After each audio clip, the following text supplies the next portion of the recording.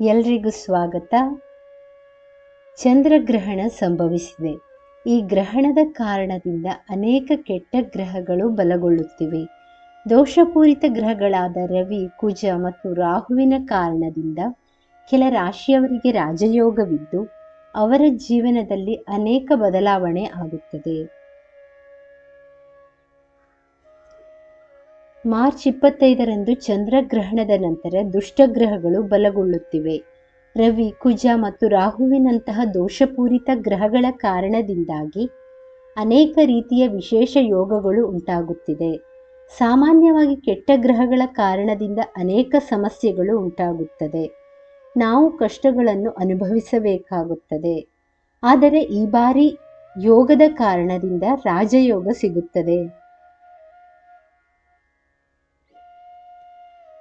ಈ ಗ್ರಹಗಳ ಕಾರಣದಿಂದ ಕೆಲವು ರಾಶಿಯವರಿಗೆ ರಾಜಯೋಗ ಮತ್ತು ಧನವೃದ್ಧಿ ಯೋಗವನ್ನು ಪಡೆಯುವ ಸಾಧ್ಯತೆ ಇದೆ. ಈ ದುಷ್ಟಗ್ರಹಗಳ ಪರಿಣಾಮಗಳು ಸುಮಾರು 1 ತಿಂಗಳ ಕಾಲ ಇರುತ್ತದೆ. ಈ ಯೋಗದ ಕಾರಣದಿಂದ ವೃಷಭ, ಮಿಥುನ, ತುಲಾ, ಧನು, ಮಕರ ಮತ್ತು ಕುಂಭ ರಾಶಿಯವರು ಸಂಪತ್ತಿನ ಜೊತೆಗೆ ಅಧಿಕಾರವನ್ನು ಸಹ ಪಡೆಯುತ್ತಾರೆ. ಹಾಗಾದರೆ ಈ ರಾಜಯೋಗದ ಕಾರಣದಿಂದ ಇನ್ನೂ ಯಾವ ರೀತಿಯ ಲಾಭವಾಗುತ್ತದೆ ಎಂಬುದು ಇಲ್ಲಿದೆ.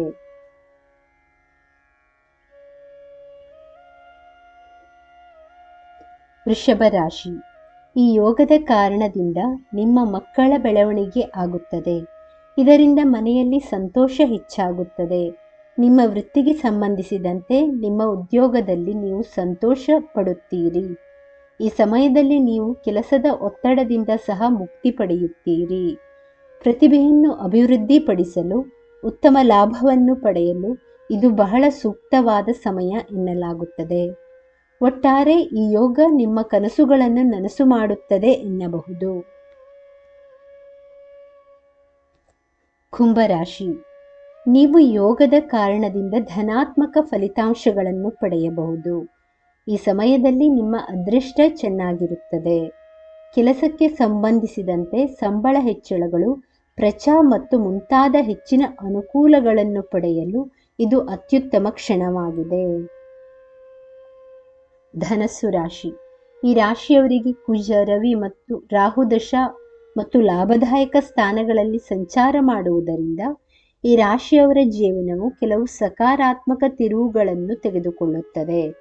ಈ ರಾಶಿಯ ಜನರು ತಮ್ಮ ಜೀವನ ಶೈಲಿ ಮತ್ತು ನಡವಳಿಕೆಯನ್ನು ಬದಲಾಯಿಸಿಕೊಳ್ಳುವುದರಿಂದ ಕಷ್ಟಗಳಿಂದ ಸಹ ಮುಕ್ತಿ ಸಿಗುತ್ತದೆ. ಎಲ್ಲ ರೀತಿಯಿಂದಲೂ ಈ ರಾಶಿಯವರು ಲಾಭವನ್ನು ಪಡೆಯುತ್ತಾರೆ.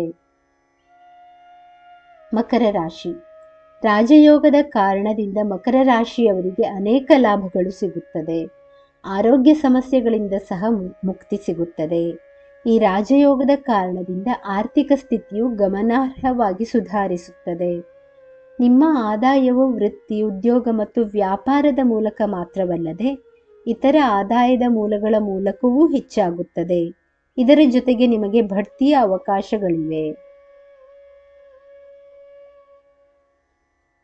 ಮಿಥುನ ರಾಶಿ. ಈ ವಿಶೇಷ ಯೋಗದ ಕಾರಣದಿಂದ ನೀವು ಕೆಲಸದಲ್ಲಿ ಧನಾತ್ಮಕ ಫಲಿತಾಂಶಗಳನ್ನು ಪಡೆಯುತ್ತೀರಿ. ನಿಮಗೆ ಸಹಾಯ ಮಾಡಲು ಅನೇಕ ಜನರು ಬರುತ್ತಾರೆ.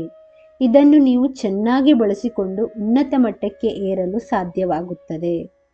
ನಿಮ್ಮ ವೃತ್ತಿಯ ವಿಷಯದಲ್ಲಿ ಪ್ರಚಾರಗಳು, ಕೆಲಸದಲ್ಲಿ ಉನ್ನತ ಸ್ಥಾನಗಳು ಮತ್ತು ಇತರ ಪ್ರತಿಫಲಗಳು ನಿಮಗೆ ಸಿಗುತ್ತವೆ.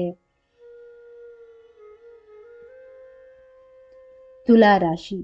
ನೀವು ಸಿಕ್ಕ ಅವಕಾಶವನ್ನು ಬಿಡದೆ ಈ ಪ್ರಯೋಜನಗಳ ಲಾಭವನ್ನು ಪಡೆದುಕೊಳ್ಳಬಹುದು. ಈ ಅವಧಿಯಲ್ಲಿ ನೀವು ವಿದೇಶದಲ್ಲಿ ಸಹ ನಿಮಗೆ ಅನೇಕ ಆಫರ್ ಬರುವ ಸಾಧ್ಯತೆ ಇದೆ. ಈ ಸಮಯದಲ್ಲಿ ನಿಮಗೆ ಲಾಭದಾಯಕವೆಂದು ಸಾಬೀತುಪಡಿಸಬಹುದಾದ ಹೊಸ ನಿರೀಕ್ಷೆಗಳನ್ನು ನೀಡುತ್ತದೆ.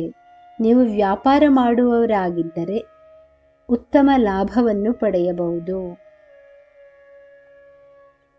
ಸ್ನೇಹಿತರೆ, ಈ ಮಾಹಿತಿ ಇಷ್ಟವಾದಲ್ಲಿ ದಯವಿಟ್ಟು ವಿಡಿಯೋವನ್ನು ಲೈಕ್ ಮಾಡಿ, ಚಾನಲನ್ನು ಸಬ್ಸ್ಕ್ರೈಬ್ ಮಾಡಿ. ಕೇಳಿದ್ದಕ್ಕಾಗಿ ಧನ್ಯವಾದಗಳು.